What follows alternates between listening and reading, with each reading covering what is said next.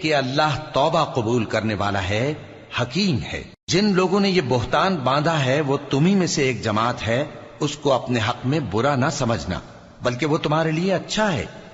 ان میں سے جس شخص نے گناہ کا جتنا حصہ لیا اس کے لیے اتنا وبال ہے، اور جس نے ان میں سے اس بہتان کا بڑا بوجھ اٹھایا ہے اس کو بڑا عذاب ہوگا۔ جب تم نے وہ بات سنی تھی تو مومن مردوں اور عورتوں نے کیوں اپنے دلوں میں نیک گمان نہ کیا، اور کیوں نہ کہہ دیا کہ یہ کھلم کھلا بہتان ہے؟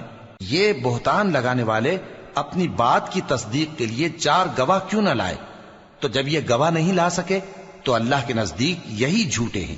اور اگر دنیا اور آخرت میں تم پر اللہ کا فضل اور اس کی رحمت نہ ہوتی تو جس شغل میں تم منہمک تھے اس کی وجہ سے تم پر بڑا سخت عذاب نازل ہوتا، جب تم اپنی زبانوں سے اس کا ایک دوسرے سے ذکر کرتے تھے اور اپنے منہ سے ایسی بات کہتے تھے جس کا تم کو کچھ بھی علم نہ تھا۔